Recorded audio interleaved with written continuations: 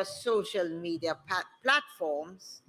And I also want to welcome any member who is a stranger to this house and look forward to us renewing our acquaintance here in this house. And with that, House Opposition. Madam Speaker, I had sought your eye on the roll call. 1 minute. Yes. 1 minute. Members, out of respect for your fellow colleagues, there's a heavy hush in the Parliament. And the leader of opposition business is on his feet. And I ask that we pay the respect and listen to what he's saying. Go Yes, ahead. Madam Speaker, I wanted to take note of a report on the attendance of parliamentarians in this House and to query the efficiency of the system that we now have to record attendance. And yes, we start with roll call, and in our minutes we see from time to time a member has entered and so on. But I was very distraught that the report that came out last week appeared to have inaccuracies in them. And I think in this modern age, we must find a better way. And where people are looking for greater accountability to record the attendance of members of parliament. And I'm going to propose that we have an urgent discussion on this so that we can correct what needs to be corrected, so that we can have true reflection of the attendance of our colleagues. Madam Accept Speaker. that. 1 moment, House Leader. Yes. I notice you have said the efficiency of the system and appear to have. Remember, there's one thing to check the records here, and there's another thing as to whether the reporting is efficient. So not just the accuracy of what is here, but the accuracy also of what is reported, where it is reported. House Leader. Correct. Madam Speaker, you have captured some of my thoughts in your very eloquent rebuttal. But just to indicate further that members, yes, sorry, Madam Speaker, that members ought to be reminded too that the record of your presence in the House is also influenced by when there is a divide. And that notwithstanding the fact that you may have been registered as present at the start of the sitting, if at the point when a divide is taken, you are absent, you are deemed to be absent for the day. So that the essence of the opposition House leaders' thoughts I share, and I do think that we need to look a little deeper in terms of how, not just the recording, but our own understanding of what will constitute being present or not for the sitting of the House. Madam Speaker, it is in that context too that, I want to just indicate further to my own comments in the budget presentation that a deeper look is going to be taken at how we are prepared for this Honourable House and the level of training and guidance that we get in order to execute our duties. So I just wanted the member to know that, yes, your point is well taken.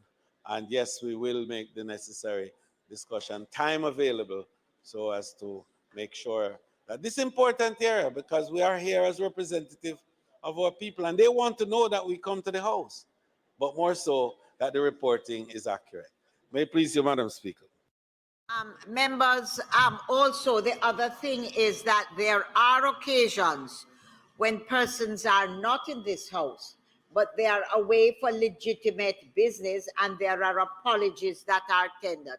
So really and truly, it has to be that we look into not just what is written on the record, but how it is reported. and also take into account apologies that are tendered from time to time, because members are sometimes away on government business and there are legitimate reasons why they are not here. The point is well taken. House Leader. Madam Speaker, on the matter of statements by ministers, it is intended today to have two statements for sure. A third statement is very likely, but I'm awaiting further particulars on that, Madam Speaker, and I will advise the opposition House Leader in that regard. But for the purposes of now, Madam Speaker, the Minister of National Security and the Minister responsible for Gender Affairs will make statements. It's also expected that the Minister of Health and Wellness will have a statement at a later point today. May I invite you then, Madam Speaker, to ask the first Minister of National Security and Deputy Prime Minister to make a statement.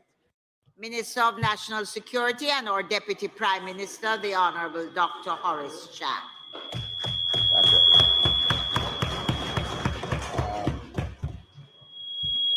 Madam Speaker. Yeah. Yes, this one's all right. Let's speak. All right.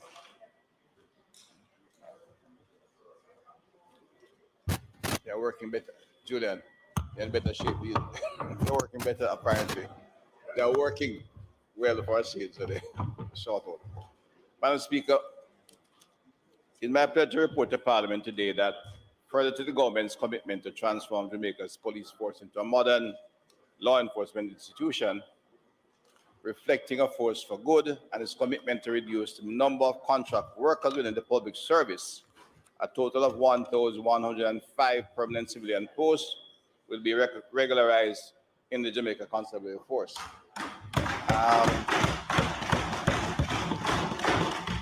Madam Speaker, in the context of the total labor force, it's a small number, a significant number for the force.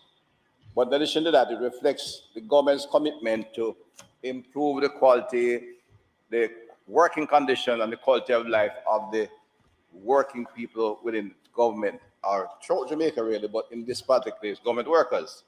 These are workers who are traditionally being kept as temporary workers, contract workers, and when they have very little benefits, and when they retire, in particular, they retire in absolute poverty.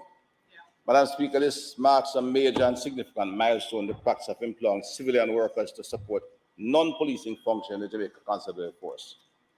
These workers for several decades were employed on fixed-term contracts, which limited their access to critical health and pension benefits. Madam Speaker, the Office of the Services Commission undertook an audit and produced a report entitled Human Resources Audit Report. Police Department in relation to the management of the functions delegated under Public Services Regulation 1961 for the period August 1, 2018 to April 30, 2022. The audit revealed that the Jamaica Constabulary Force had a civilian complement of approximately 1,900 persons, and close to 50% were employed on a contract basis as either casual daily paid, CDP, in the civil service jargon, or part-time workers. As a consequence, Madam Speaker, and in fulfillment of the mandate to improve compensation and benefits afforded to public sector workers, the Ministry of National Security undertook the necessary consultation with the Ministry of Finance and Public Service to increase the civilian establishment of the Jamaica Constabulary Force to address this anomaly and to execute a new policy direction of the government critical to improvements at the quality of life of our workers. This administration, Madam Speaker, led by the utmost Honourable Andrew Horace, remains steadfast in its drive to create a public sector characterized by efficiency, productivity, and competitive salaries for the hard-working people of Jamaica. Improved service is crucial, but improved condition of work for workers is crucial in achieving those outcomes. Madam Speaker, just to indicate that the duties performed by the civilian staff include administrative roles in areas such as accounting, human resource management, medical services, information technology, sanitation, and janitorial services. Their work is critical to the proper functioning of the organization and allows the trained servicemen and women to focus more fully on core policing functions that directly combat crime. Given the character of the workers being engaged as well, Madam Speaker, it improves the environment in which the officers have to perform. These workers will now be able to access the benefits afforded to permanent government employees, such as the health and pension schemes, which provide basic health insurance to offset medical expenses and pension benefits upon retirement. Madam Speaker, most importantly, the practice of sending these workers home after more than 30 years of service in many cases, which was a handshake, will now end. Madam Speaker, it was indeed a travesty of justice, a legacy which we had to correct, and reflects to the move by the Ministry of Finance to ensure that the public sector of the workforce is improved. Yes. Madam Speaker, while the change will result in an increase in the total compensation of workers, it is a necessary increase and will collectively benefit what I consider to be among the most vulnerable group of workers in the institution of the Jamaica Constabulary Force. This positive development outweighs the additional expense by far. It will affect secretaries, and I'll give the numbers: officer attendants, cell attendants. There will be 17 secretaries, records clerk 21, officer attendants 348. These are the least of the least, literally, who will be working for years, keeping the station in good order, and when they retire, they literally disappear. Motor vehicle washer, 111. Male attendant, 47. Female attendant, 6. Cell attendants, 26. Messengers and attendants, 252. Kennel attendants, 3. Groundsmen, the gardeners, 268. Handyman, 6. That total of 1,105 laborers who will a better condition. Indeed, demonstrating our concern for the welfare and well-being of our humble citizens who this work is required. Madam Speaker, to conclude, this administration will continue its focused effort to improve the public sector and to deliver programs to attain the goals articulated in the National Development Plan Vision 2030 to make Jamaica the place of choice to live, work, raise families, and do business. I want to thank you, Madam Speaker. Please, you.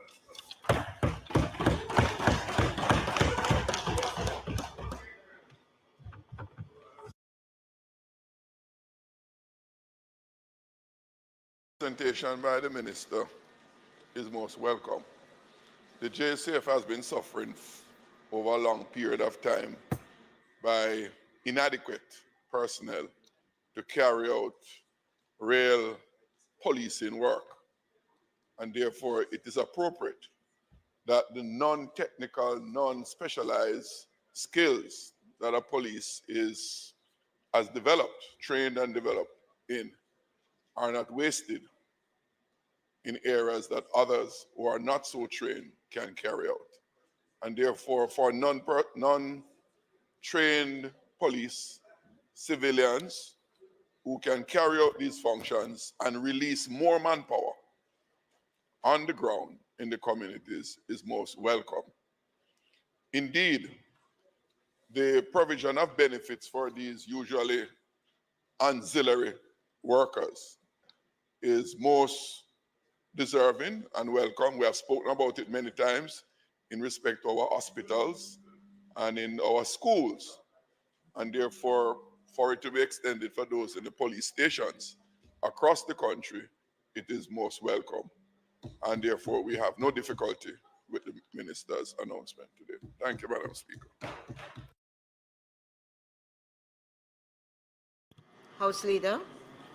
Madam Speaker, I wish to invite your attention to refer the next speaker, the Minister of Entertainment, Gender, Sports, and many things more, and Deputy Leader of the House, to make her presentation.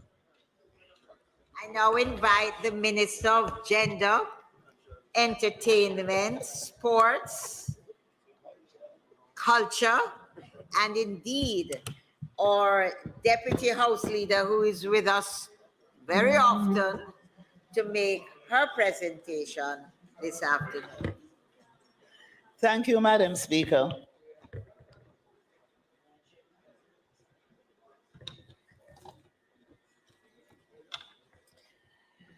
Thank you. Madam Speaker, as the Jamaican branch of the Commonwealth Parliamentary Association, the CPA, Parliament will host a hybrid Commonwealth Women Parliamentarians Regional Conference on Women's Political and Parliamentary Leadership at the Jamaica Pegasus Hotel on July 12, 2023. That's tomorrow, Madam Speaker. The Commonwealth Women Parliamentarians is the arm of the Commonwealth Parliamentary Association, the CPA, whose mission is to promote the representation of women in CPA branches and women's full and equal participation in all political and parliamentary leadership at all levels. The CWP represents more than 3,000 women parliamentarians in over 180 Commonwealth, national and subnational parliaments across the 56 countries in the CPA's 9 regions. By way of background, in April 2023, the Parliament of Jamaica was invited through Member of Parliament Tamika Davis, CWP's representative from Jamaica, to bid on behalf of the CPA Caribbean, Americas, and Atlantic region for a grant of £10,000 sterling, approximately $1,900,000 from the CWP Regional Strengthening Funds, which is referred to as the RSF. The RSF is a scheme under which the 9 regions of the CPA are provided with grants to implement projects to advance the CWP's mission in the region. Madam Speaker, further to discussions between myself as the Minister of Culture, Gender, Entertainment and Sport, along with the CWP representative and the Parliamentary Administration, a decision was taken to submit a proposal for Jamaica to host the CWP Regional Conference on Women's Political and Parliamentary Leadership. Jamaica's proposal, Madam Speaker, was successful, and the Parliament has been awarded the grant to cover the financial arrangements. It's my imagination that there is a loud hush and the House Leader is speaking, the Deputy House Leader and Minister is on her feet.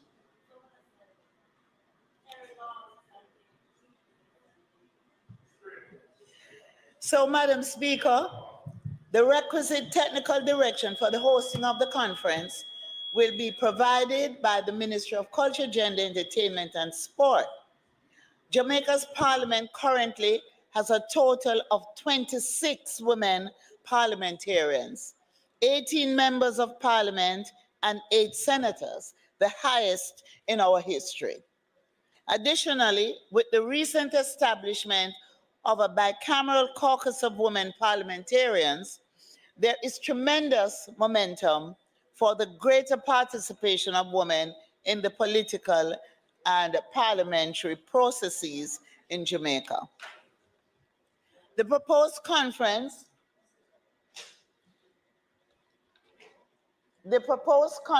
will seek to educate women parliamentarians about the proper functioning of a parliamentary women's caucus by building on the work of 2 recent workshops on developing gender caucuses held in December 2022 and March 2023, when we had the participation of women in the Senate and in the House on both sides of the divide, meeting at the workshops and really coming out with good results. and a commitment that we will work together in the interest of our women and our families. The conference will also sensitize non-parliamentarians about the legislative process and explore how women's... No, members, no. Please, I have already said this is a milestone and the Deputy House Leader and the Ministers are on their feet. And it can't be that we're not listening. Please. Thank you, thank you, Madam Speaker. So, Madam Speaker, the proposed conference will seek to educate women parliamentarians about the proper functioning of a parliamentary women's caucus by building on the work, as I said before, of the workshops that were held late 2022 and earlier this year. The conference will also sensitize non-parliamentarians about the legislative process and explore how women's issues may be promoted in the legislature and identify how legislation can be used to protect women and vulnerable groups in the Caribbean society. Madam Speaker, the conference, which will be conducted in a hybrid format with in-person participation by 80 local attendees and remote overseas participants, is expected to facilitate meaningful exchanges among approximately 300 parliamentarians, women councillors, leaders in the private and public sectors, and youth leaders from the 19 branches in the region. Provision will also be made for self-funded, non-Jamaican CWP members who wish to attend the conference in person. The CWP Regional Conference on Women's Political and Parliamentary Leadership will be solely funded by the RSF grant of £10,000 sterling and will cover such things as the venue, the meals. Before Shopify, were you wondering, where are my sales at? But now you're selling with Shopify. You're easily selling online, in person, and beyond. Discover how millions of entrepreneurs use Shopify to ignite their selling. Sign up for a $1 per month trial period at shopify.com/YouTube audio. You're down to do the welcome, Madam Speaker, and the clerk of the House will, of course, make remarks.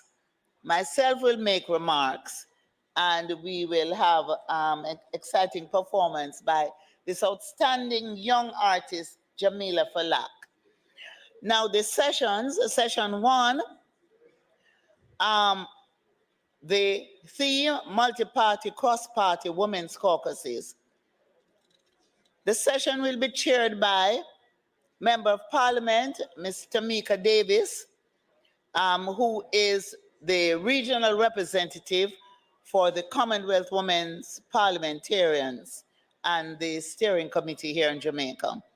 And presentations will be made by Ms. Eilish Elliott, Project Manager for Gender Equality, Parliamericas, and Dr. Angela Brown-Burke, MP, Deputy Leader of Opposition Business in the House. Ms. Eilish will speak to approaches, issues, and solutions, and Dr. Angela Brown-Burke will speak to the need for women's caucuses at the local government level. Session two, Senator Donna Scott Motley will chair session two. Just a moment. The deputy leader of the opposition is not Dr. Angela Brown-Burke. The leader is Mrs. Natalie She's chair. Garvey. Chair of the, yes. Right. Okay. Right. Senator Scott Motley will chair the second session, and the presentation will be made by the Honourable Marlene Malahoo Ford. The theme, the legislative process. And there'll be a panel discussion, and the participants will be Ms. Tony Broadbell, representative of UN Women, Multi-Country Office, Caribbean, Ms. Benite de Bateza, Commonwealth Women Parliamentarians Network Coordinator, and Mrs. Sharon Coburn Robinson, Principal Director of the Bureau of Gender Affairs. Session 3, which speaks to legislation protecting women and other vulnerable groups.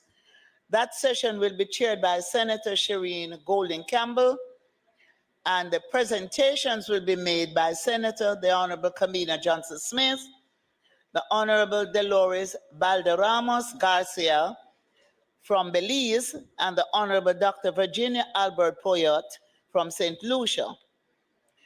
And the closing remarks will be made by the Most Honorable Juliet Holness, and I will give the vote of thanks. So, Madam Speaker, I thought that Parliament would be interested in hearing about this conference and being proud of the fact that as women parliamentarians, we are ensuring that we play a part in nation building. Thank you, Madam Speaker.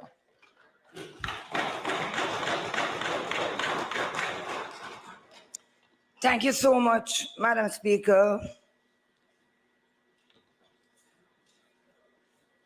Madam Speaker, I believe this is quite timely due to the fact that as women in Parliament here, we start having our own caucuses. And I'm very happy to know that they have chosen Jamaica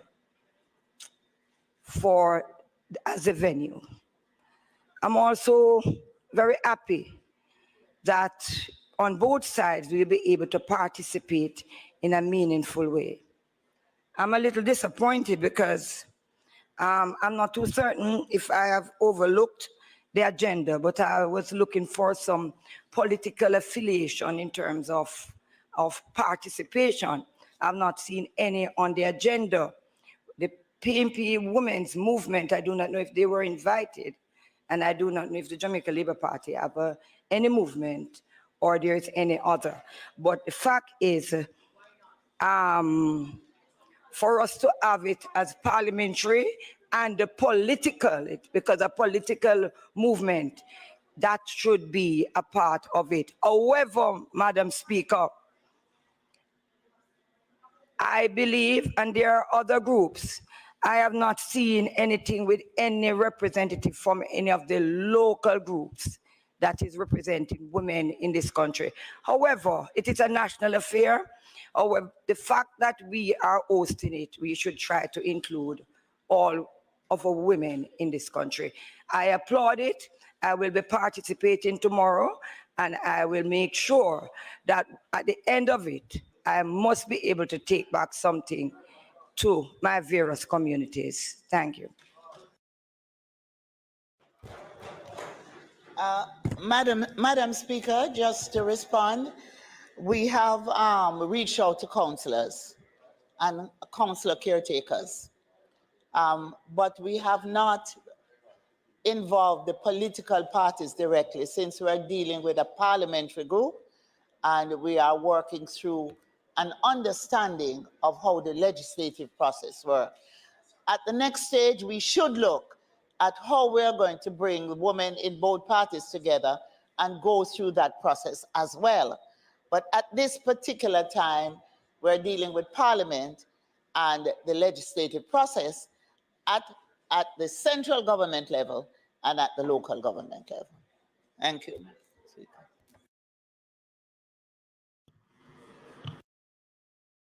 House Leader. Announcements. Laid on the table of the House are the following. Annual report of the Private Security Regulation Authority for the period April 1, 2017 to March 31, 2018. Ministry Paper number 70 of 2023 entitled Annual Report of the Private Security Regulation Authority for the period April 1, 2017 to March 31, 2018. The Annual Report of the Integrity Commission for the financial year 2022-2023. Ministry Paper number 71 of 2023, entitled The Green Economy Investment Strategy for Jamaica.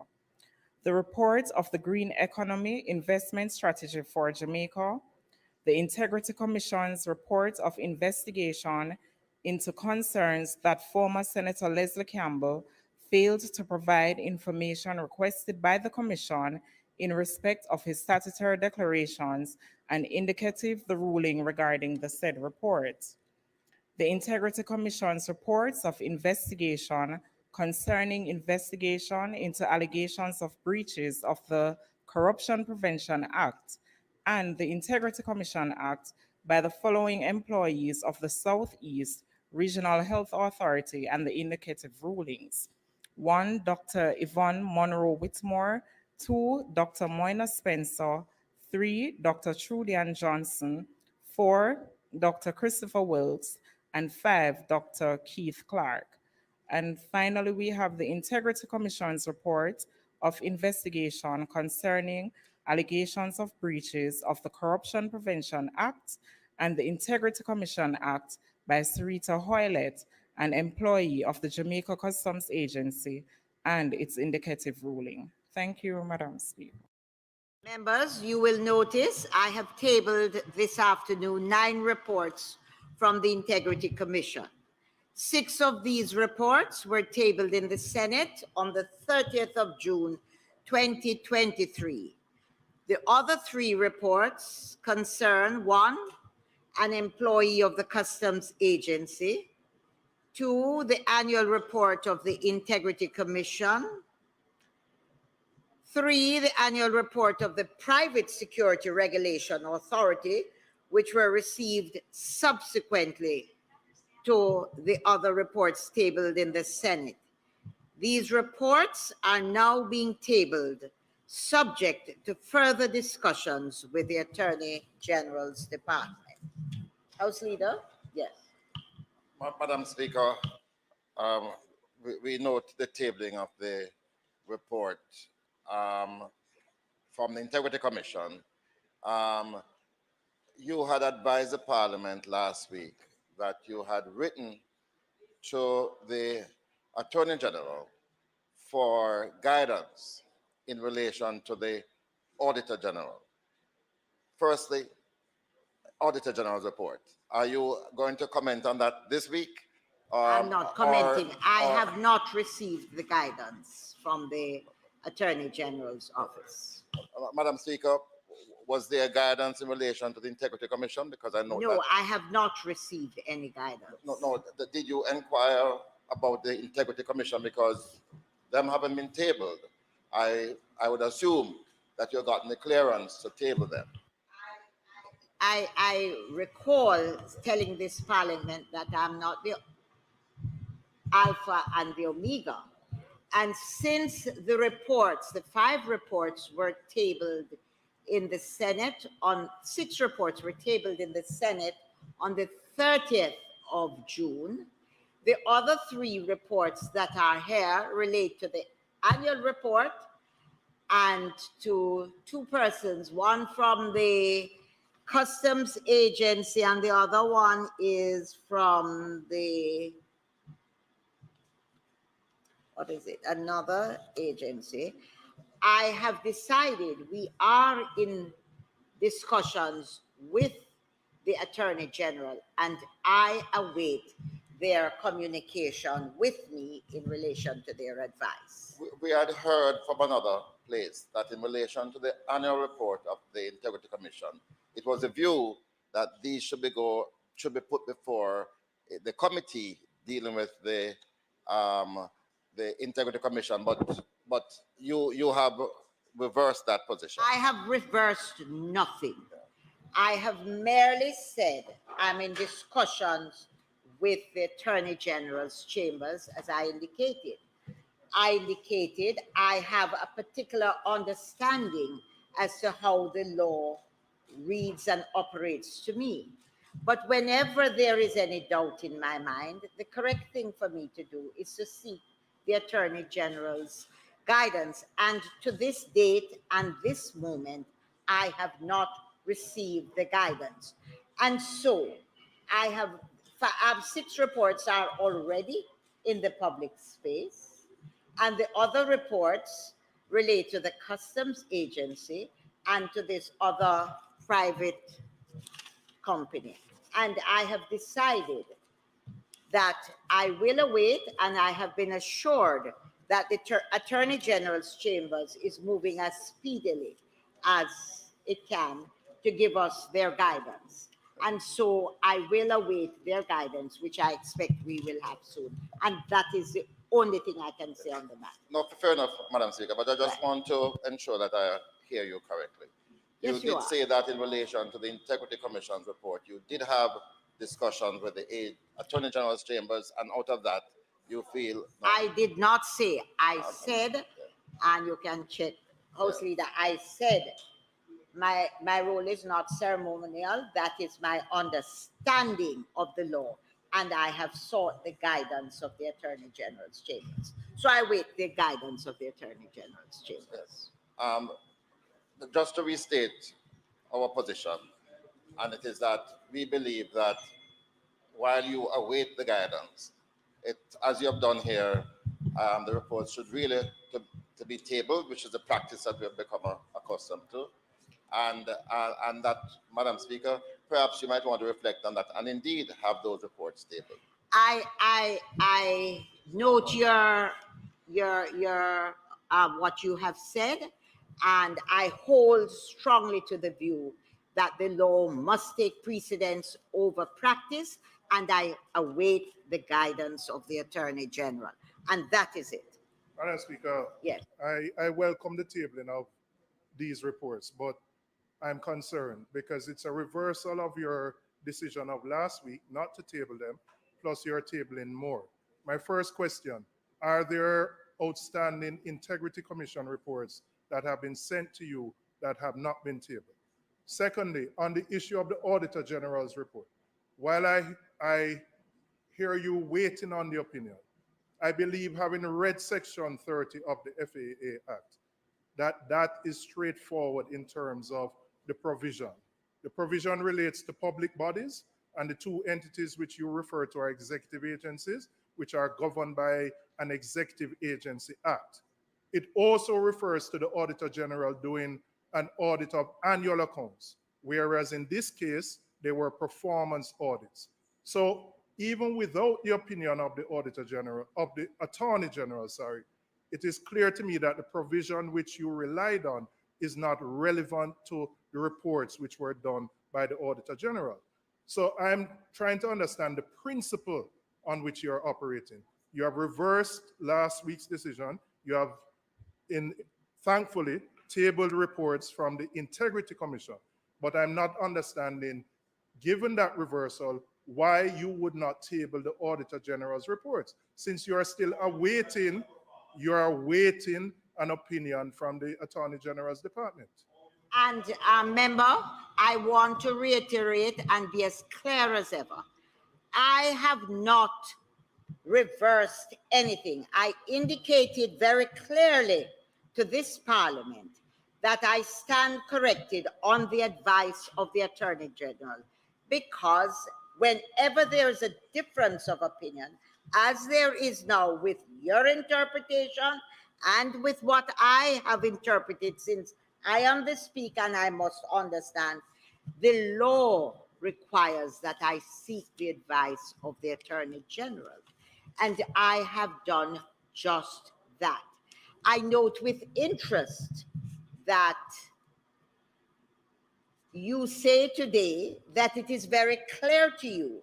Last week, when I invited you to read the act, and it was very clear sitting in front of you, and right now, I just must advise the members of this House and the country that I await the advice of the Attorney General on who I will. Madam Speaker. And that is my ruling.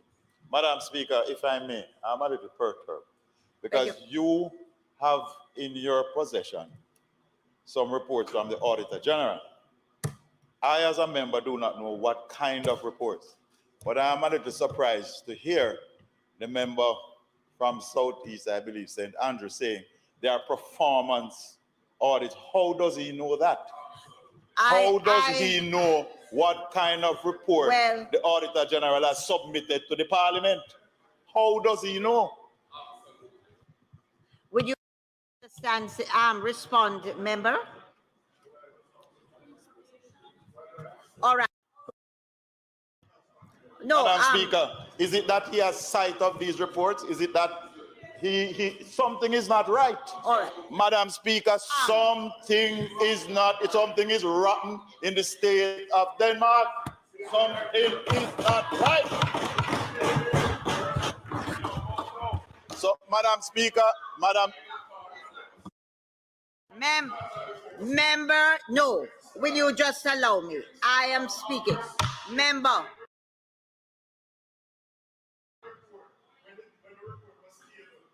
Madam Speaker, can you ask the member to... No, I am not doing anything of the sort. I have told you exactly what my position is, member. I am awaiting the advice of the Attorney General. And for me, that is my ruling on the matter. Member, please do not ask. Clarity, madam. Clarity. Please, madam. Please. There's no clarity. No, madam. Totally different matter. I accept that you are seeking guidance, and I support you. But on a different matter, the member rose in his capacity as a member. Yes. And he has informed us that the Auditor General report that you have in your possession is a performance audit. And this is not tabled. So he needs to inform this House how he got that information. Madam Speaker, let him stand up. Stand up and talk, you coward. Do you want to inform the House how you wrote your 6-page response when the report was Madam just Speaker, tabled? I can inform tell you, the House. God bless.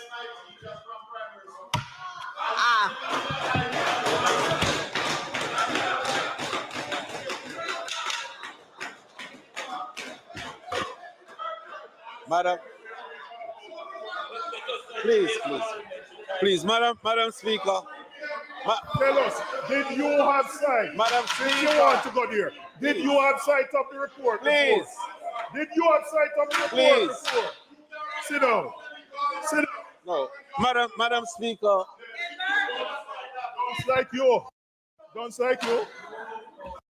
Madam Speaker, on a point of order, Yeah. Madam Speaker. Yes.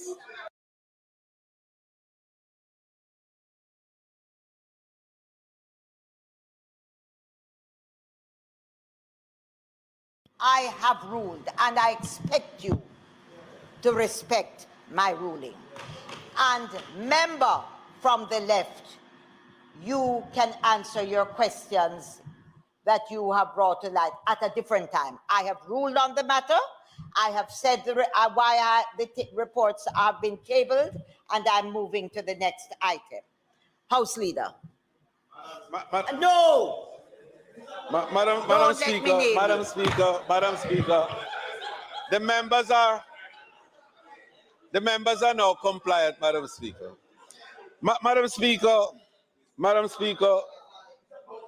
Madam Speaker, we wish to assure that this Honourable House takes your ruling very seriously. And we are guided by the statements that you've made concerning what the Auditor General's report was, and indeed what the Attorney General's guidance has been for you today, and that you await further guidance, and we take that very seriously. Madam Speaker, I now invite you to continue the order paper as presented with the next item. Bills brought from the Senate, petitions, papers, reports from committees, notices of motions given orally. Reports from committee, notices.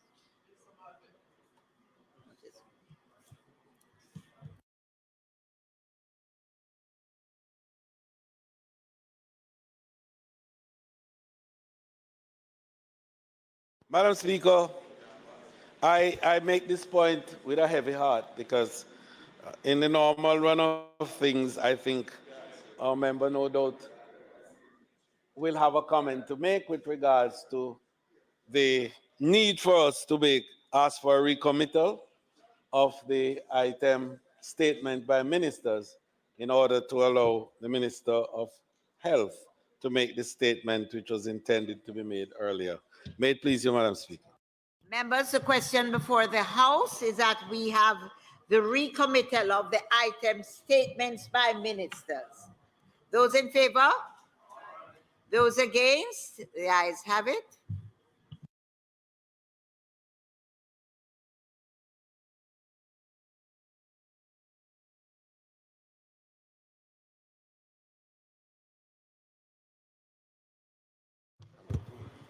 Thank you very much, Madam Speaker, and my apologies for the recommittal to my colleagues. Thank you very much. Madam Speaker, I take this opportunity to update this Honourable House on the current status of the COVID-19 and other respiratory illnesses, as well as the report on dengue in Jamaica. This comes, Madam Speaker, on the heels of detected concerns about these illnesses from among stakeholders within the population, including some members of this Honourable House, minority leader on that side.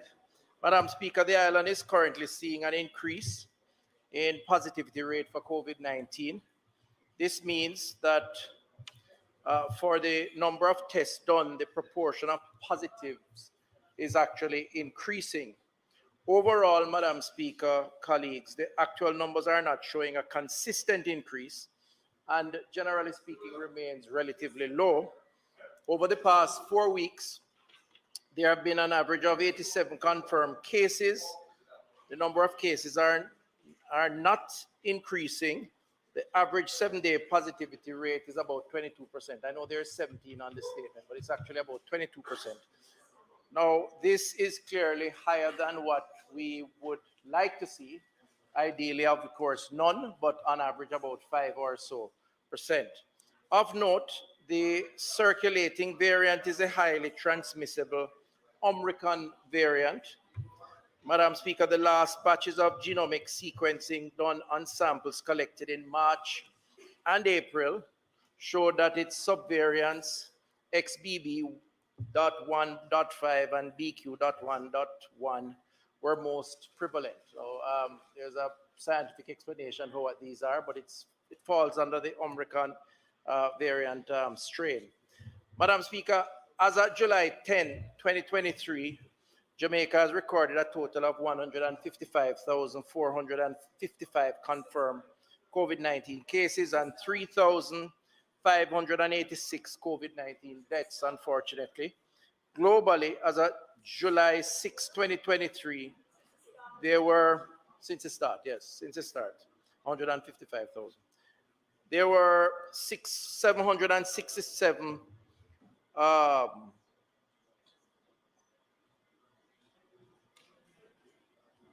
let me leave that figure because I need to check this, but there were some 6.9 million official COVID deaths, 767 million, this is saying actual recorded number of positivity globally.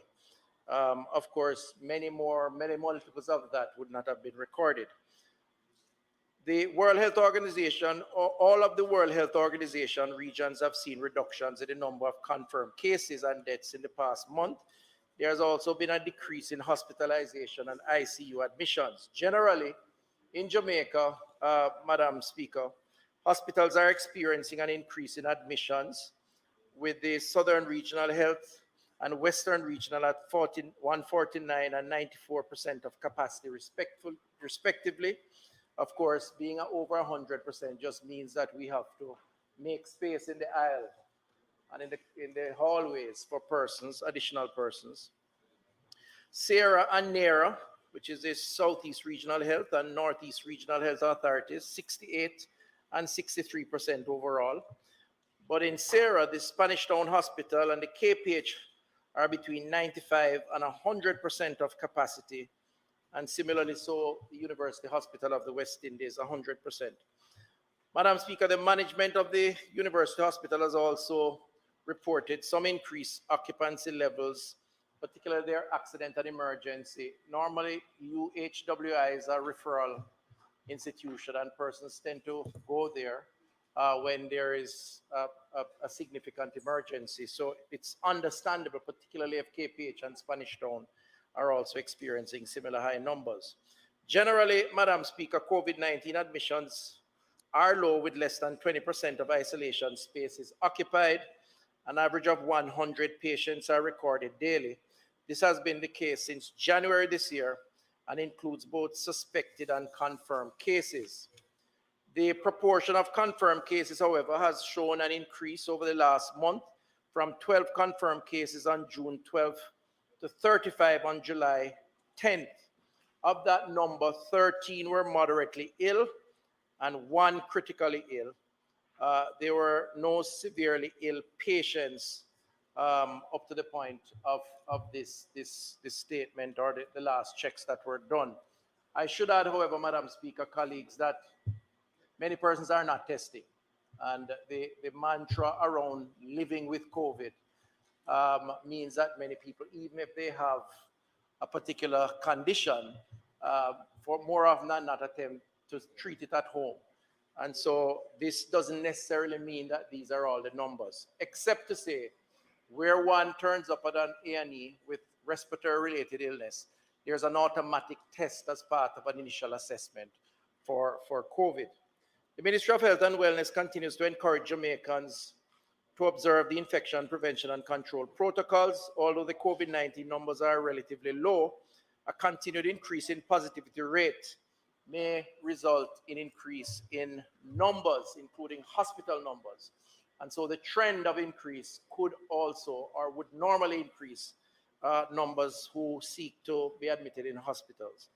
Persons who are vulnerable, such as elderly and those with comorbid illnesses, are still at risk for severe illnesses and should be shielded by adhering to hand washing, hand sanitizing, the wearing of masks, and being consistent with sneezing and coughing etiquette, especially when in public spaces. So the wearing of the mask is still recommended, particularly if you feel vulnerable or you have symptoms. As my colleague on that side, is it that you're vulnerable or? We will be there for you now and in the future. All eligible persons should take the influenza and COVID-19 vaccines, which are available if you contact at somewhere in a parish, but one would recommend that you contact your parish health office, especially the vulnerable populations, the over 60s, those with underlying conditions, pregnant women, other healthcare workers who are on the front line. So, Madam Speaker, in closing on this, COVID is still very present in our population. This is not an attempt at alarming the population. We have seen an uptick in cases. In a sense, the comforting aspect of that is that we're not seeing any major uptick in deaths or even in hospitalization in our isolation wards, meaning severe cases. However, the fact that it is here means that if you feel vulnerable, you must take the necessary precaution. And I think that's the advice of the government at this point in time. In terms of influenza in Jamaica, weekly visits to public health facilities for influenza-like illnesses have decreased in all categories over the past 6 weeks. Admissions for severe acute respiratory illness are below what is seen on average at this time of year, 12 admissions per week on average. However, admissions for lower respiratory tract infection, pneumonia that is, were higher than expected in the last 2 weeks. We usually see about 100 to 120 cases each week. We are now seeing a slight increase with numbers up to about 124 cases or so, 24, 25 each week. So slight uptick in pneumonia. Again, the public is reminded that persons at both extremes of age, persons with comorbidities susceptible to severe respiratory infections caused by many different viruses, same precautions that are advised for COVID-19, including taking of the influenza vaccine. All of this, Madam Speaker, highly recommended. In terms of dengue, the number of dengue cases have remained low since January. Last experienced outbreak 2018 to 2020, Madam Speaker. Clients who present with fever and other symptoms may be suspected of having dengue fever. 100 suspected dengue cases with fewer have been reported since the beginning of 2023. So 100 or so reported cases since 2023, and half of these were hospitalized. There have been no confirmed cases of dengue-related deaths so far this year, Madam Speaker. Monthly numbers of suspected dengue cases have been below average throughout the year so far, which is good.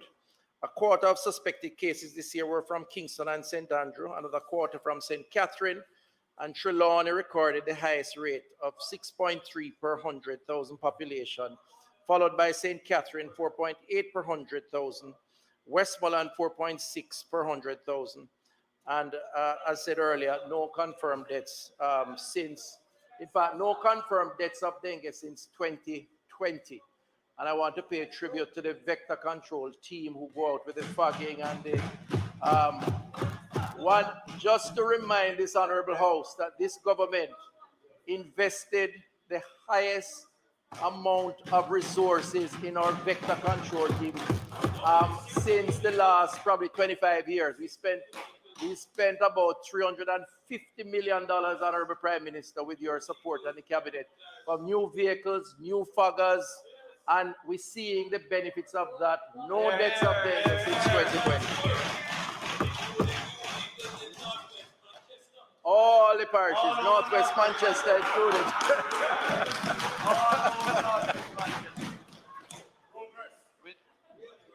Madam Speaker, although a decreasing trend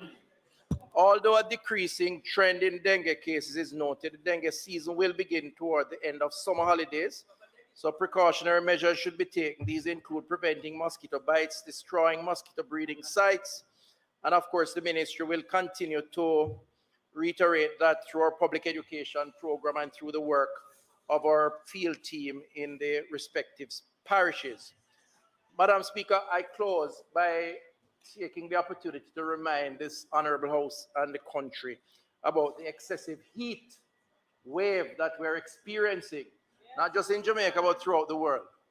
And we did send out a communique on this issue, advising the public to take precaution against the heat stress that is harmful to personal and public health and potentially fatal.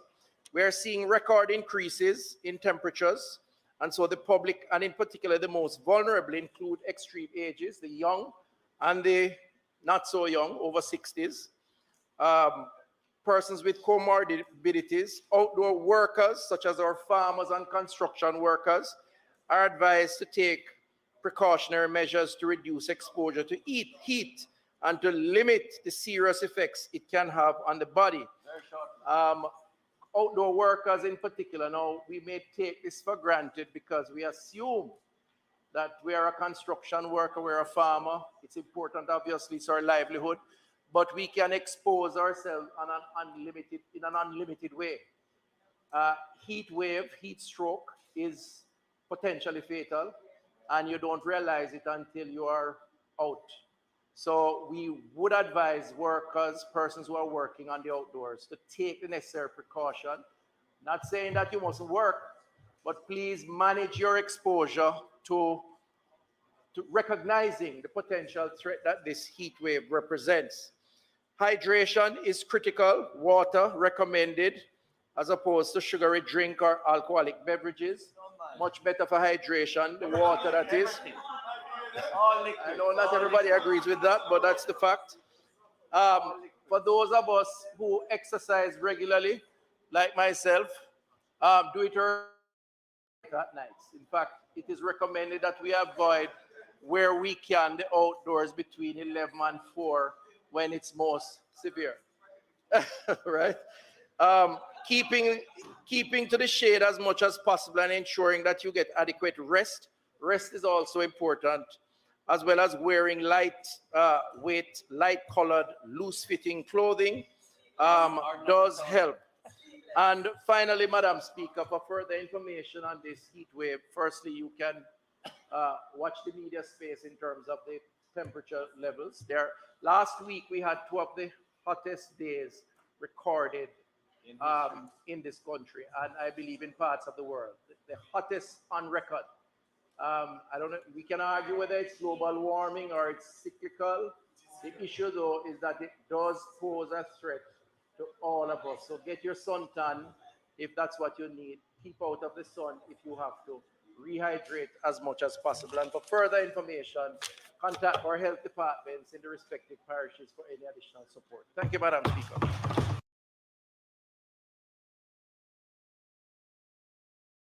Thank you, Madam Speaker. Minister, I'd like to thank you for the timely update to the country as it relates to certain important health-related matters. I see you're quick on the draw after 2 days after a certain announcement come as it relates to COVID, but c'est la vie. Minister, you indicated that the numbers of positive cases of COVID that we have been seeing basically is on the decrease because there's less amount of testing. The question that I want to ask you is has the Ministry of Health reduced the amount of testing that has been done, except for those who presented to hospitals in severe respiratory illnesses? Are we still doing a significant amount of testing in the public health sector as usually is done? Because you will appreciate that if you have less sampling, you have less numbers of persons who will be tested positive. The 22%, as you have indicated, is a little cause for concern, though it's a monthly average, as it were. Mr. I'm a bit concerned because in your report here, you indicated, and I will read, the last batches of genomic sequencing done on samples collected in March and April showed its subvariants XBB.1.5 and BQ.1.1 were most prevalent. Minister, we have many genomic sequencing machines in this country. We ought not to be having samples reports that are still dated from samples in March and April. We are in the month of June now. Genomic sequencing takes about not more than 5 days to get back a result. So I would have expected the minister to come and tell the House that the latest genomic sequencing that we have at the ministry was for some time like last week or the week before, not 2 months ago. And it's not that we don't have the machines in the country, Minister. Prime Minister opened one at UWI. I mean, there are about 5 or 6 in the country now that have access to this type of equipment. Minister, you mentioned that the Southeast Area Health Authority has seen quite an uptick in the number of acute respiratory cases, particularly presenting at the hospitals and response for the overcrowding. Now, from reports coming out and in the media and the public domain, we hear that a lot of the cases that are seen at these hospitals are cases that could be treated at the health centers. And we know the culture of Jamaicans want to go to hospital. Could the minister give an assurance to the country that in terms of dealing with this and putting less pressure on the hospitals, that health centers can be open for an extended period, as has been done in the past to deal with the COVID crisis, to allow for some of these acute cases to be seen within the communities instead of them going to the hospitals in emergency areas, clogging up the system and preventing those who have very serious illnesses such as the gunshot wounds, the motor vehicle accidents, and all the others that require hospitalizations, ideally being seen at the hospital as opposed to those with conditions that can be treated in the community. The other point, Minister, you mentioned that the influenza vaccine is available, but it's only available to certain persons in the system. And every year, the government, the ministry loses a lot of influenza vaccines because they become spoiled at the end of their life cycle, which is about a year. Is there a way to increase it now, the availability to the public, so that, one, we prevent the number of influenza cases coming to hospitals or developing, and secondly, to prevent that waste? Finally, well, Minister, the other point you mentioned about dengue, and we're happy that we are not seeing as many cases as we had seen in former years, and deaths as we have seen, but we still have it. You are not here for my sectoral presentation, but I know you interrogated it. What has happened to that program that I think it was USA that funded it in 2018 for the sterile mosquito program that was supposed to eliminate, yes, Member Chuck, the sterile mosquito program that was supposed to eliminate the Aedes aegypti and its likelihood for causing dengue in Jamaica, as has been done elsewhere. And Minister, finally, commendations in reminding the country about the heat wave and the effects of the heat wave, because really it is, has been reported sometime last month, or was it early this month, was the hottest time that we have seen in recorded history in terms of temperature rises.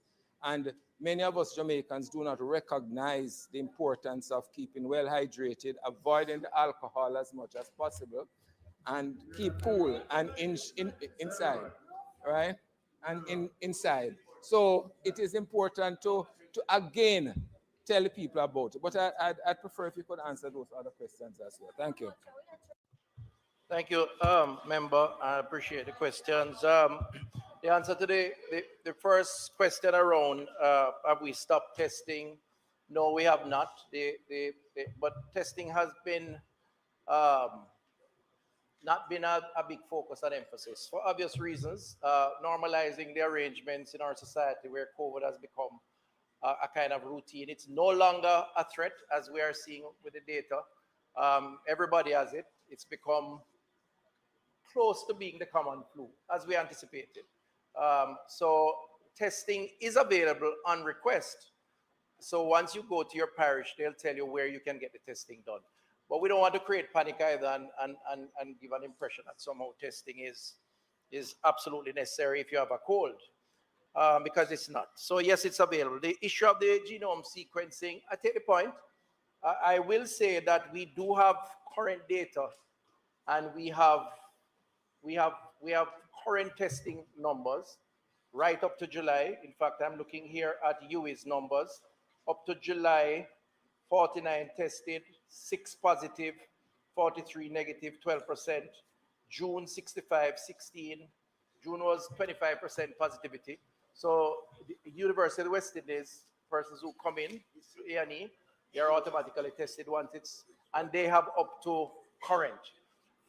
Some of the dated numbers are linked to past samples that they have been trying to investigate and clear up and so on. So some of these numbers enter the database, not necessarily because of tardiness on the part of the people who do the testing, but because of investigations and introduction of some of these samples in a later period.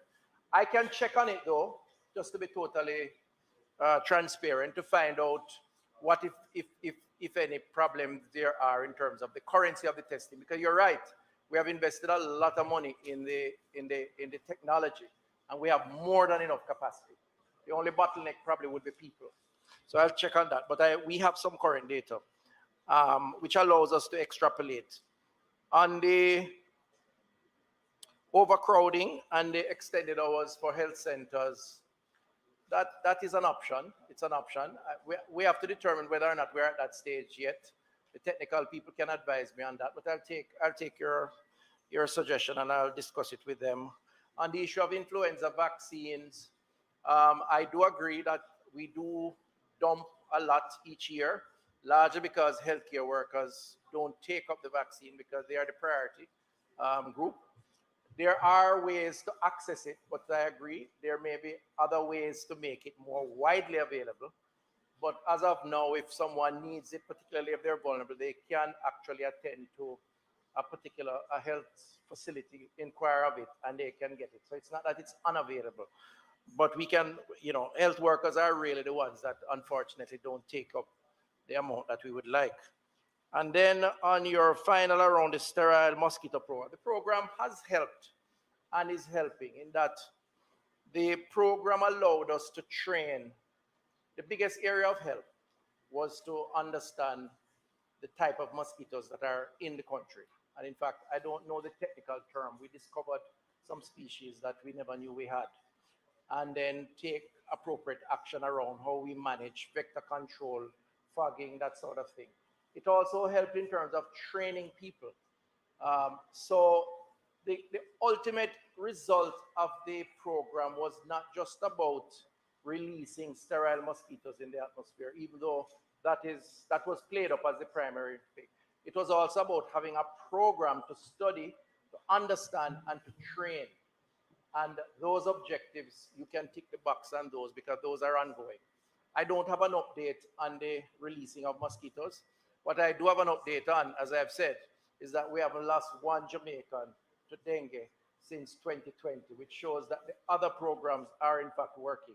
And that's a positive, given that that is the ultimate objective. Thank you, Madam Speaker. Thank you, Minister. I think it is important for the record that you, on page 2, that you state that it was since the beginning of this year, the COVID statistics, because what you say is as at July, but we don't know. I mean, I spoke to you in sort of voce things, but I think it's important for the record that you stated.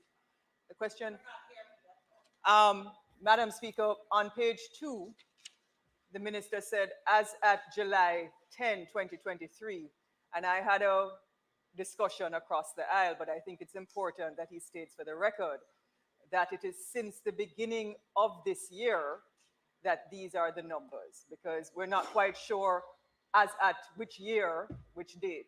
But the other question I have, Minister, Jamaica has been pioneering in eradicating things like smallpox, measles, polio, diphtheria. There was a time when children were dying from these kinds of ailments, and a lot of that had to do with our vaccination programs, mandatory vaccination programs, especially in communities. During those times, certainly in the early 80s and moving forward, which we were able to eradicate. Jamaicans now, not only Jamaicans, but people globally, and I saw it with the COVID vaccine and even HPV vaccinations, that Jamaicans are a little bit more hesitant in terms of taking vaccines that they are not aware of. I mean, I can speak of personal experiences. Minister, is there a mandatory vaccine program for certain diseases that are in Jamaica? If so, how does it work? And what are those mandatory vaccines for? And what is the ministry's proposal to get more Jamaicans aware of the benefits of vaccines? Because there was a time in Jamaica where, I mean, where we used to take vaccinations, maybe with social media, etc. So I want that question answered. And then the third question I have, Minister, is about the heat wave. The heat wave it's hot, it's sweltering, it's awful. I mean, it's terrible. I can, it's bad, it's hot.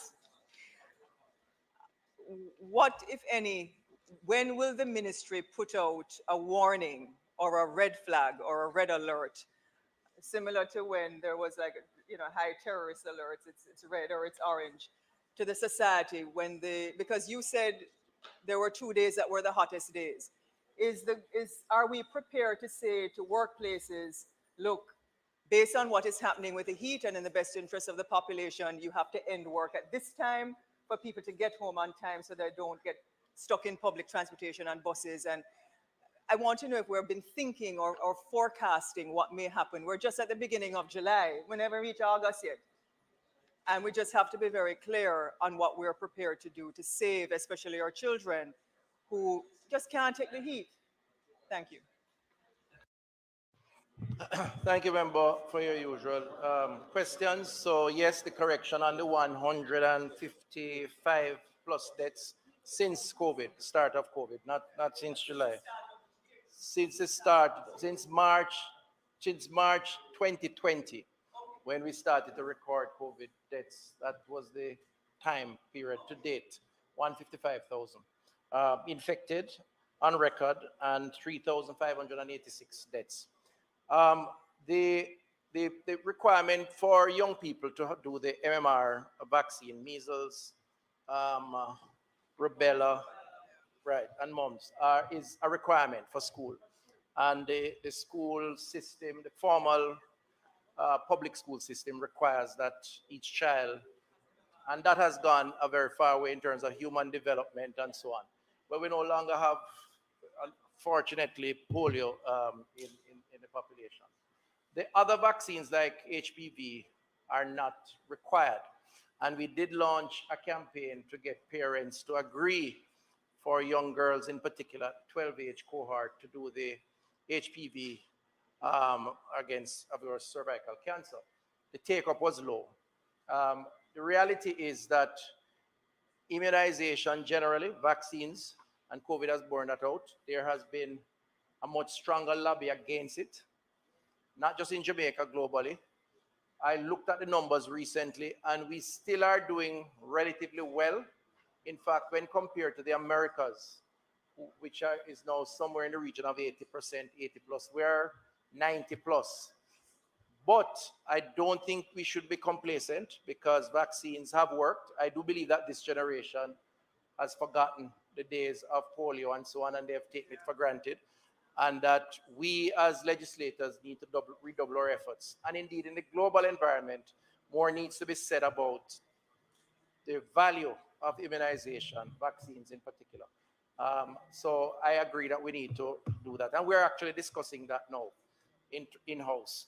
In terms of the heat wave, there is no executive decision around time off and so on. I mean, one has to be careful how one treads in that direction and recommend that. However, as said, we did send out a release a few weeks ago, and I'm speaking here now to heighten concerns and to educate the public that this is an important issue, and I agree with you, it's very hot, and people can be vulnerable, and therefore they need to take the necessary advisory. But I'm happy to raise it at the level of cabinet and to have a conversation around it and see what the collective arm of the executive body may want to do beyond what I'm saying currently. Thank you. No, you did not. Thank you, Madam Speaker. As an MP out in St. Catherine, there's a little information swirling around that there might be an institution where there is an outbreak of an acute respiratory illness. I'm not sure if you are aware. It's a training, one of the training institutions out there.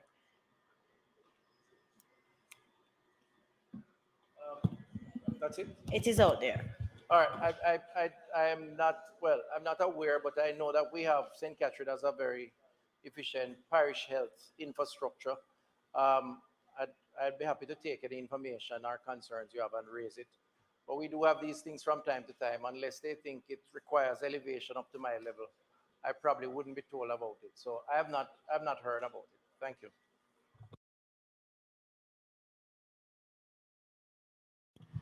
Go ahead. Madam Speaker, on the matter of motions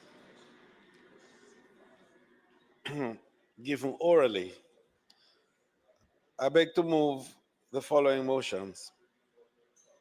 That at the next meeting of the House of Representatives, I will move the following motion.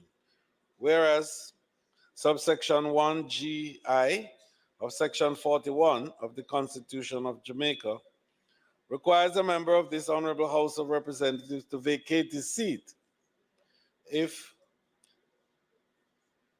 any firm in which he is a partner or any company of which he is a director or manager becomes a party to any contract with the government of Jamaica for or on account of the public service, or if he becomes a partner in a firm or a director or manager of a company which is a party to any such contract. And whereas the Member of Parliament for Kingston East and Port Royal is the Managing Director of Site Eco Solutions Company Limited, and may from time to time enter into contracts with the government of Jamaica and its agencies. And whereas the members discloses interest in this company, be it resolved that this motion be referred to the Ethics Committee of the House of Representatives for consideration and report. Madam Speaker, I further beg to give notice that at a later stage today, I will move for suspension of the standing orders to enable me to take this motion.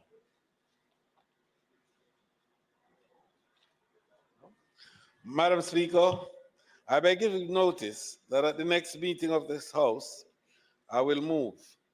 Be it resolved, with reference to the resolution approved by this Honourable House on the 7th day of September 2022, appointing a joint select committee on the Insolvency Act 2014, that the committee be allowed to hold hybrid meetings that are partly virtual and partly physical, utilizing available information and communication technologies in the manner more specifically outlined below.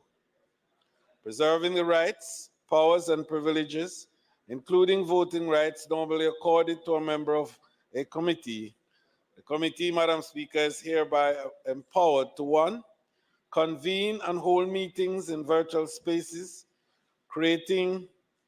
using information and communication technologies, which shall be considered committee meetings for the purpose of the mandate of the committee. 2, to allow access and participation from remote locations, as are enabled by means of information and virtual technologies by members and other persons authorized by the committee.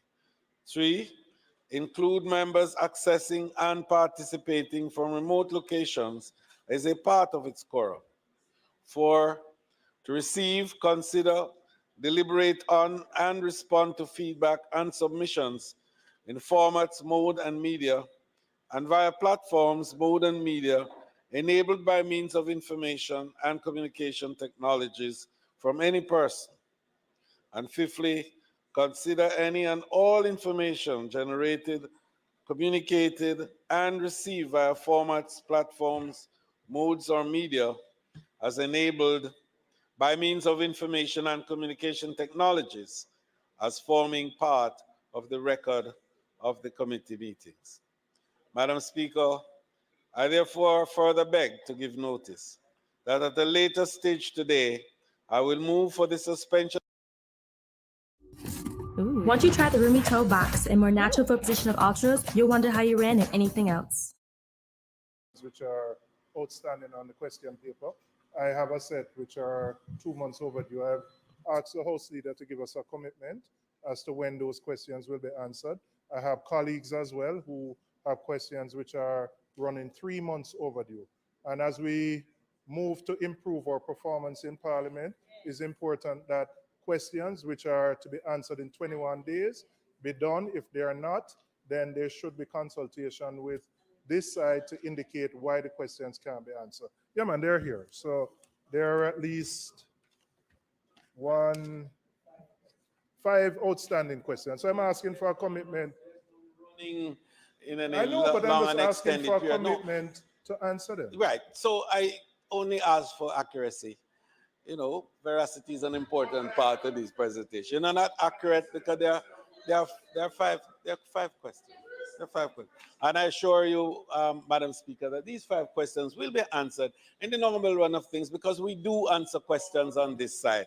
And Madam Speaker, this House is due to recess shortly, and the member will, in fact, have questions answered before recess. Okay. Motions that may be made at the commencement of public business requiring notice. Motions relating to sittings of the House. Motions for leave to introduce bills. Presentation of bills without leave of the House first obtained. Public business. Madam Speaker, the matters relating to public business today would normally, Madam Speaker, have revolved around the conclusion of the Child Protection Act debate. But I think that the Minister, in consultation with the members on the other side, have agreed that there was a little more time that is needed, and that time is being offered, Madam Speaker. So But Madam Speaker, as leader of the House, I must constrain on members that this time cannot run indefinitely. And so I would expect that we conclude these deliberations for the very next sitting of the House.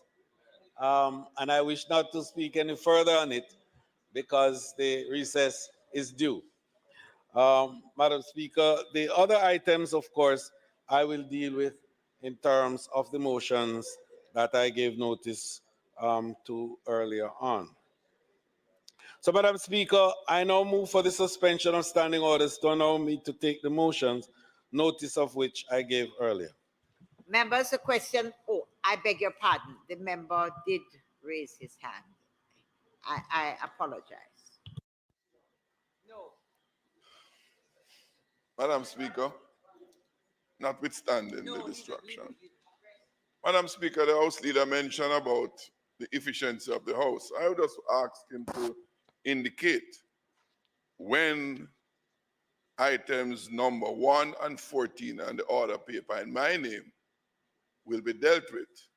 Item 1 has been there from almost time immemorial. And I would love him to indicate when we will take item, love for him. I don't say that. I love him to do that. I love for you to do this. I love for you to take the items standing in my name at number 1 and number 14. Speaker, Madam Speaker, I think the member is making a pertinent point, and that in the earlier discussions that we had, and indeed in my own presentation, which relates to the business of the House, I did indicate that we are structuring the House in such a way that will allow for private members' motions to be taken at periods which would not in fact conform to the regular arrangement as per the standing orders, which is saying that they should be had on Thursdays between 5 and 7 p.m. And since in the normal run of things, the House rarely, if ever, meets on a Thursday, we are reorganizing the business of the House to enable private members' motion to have a period when it is taken. So to answer the member, on our return, just ahead of the state of constituency debate, private members' motion will be entertained.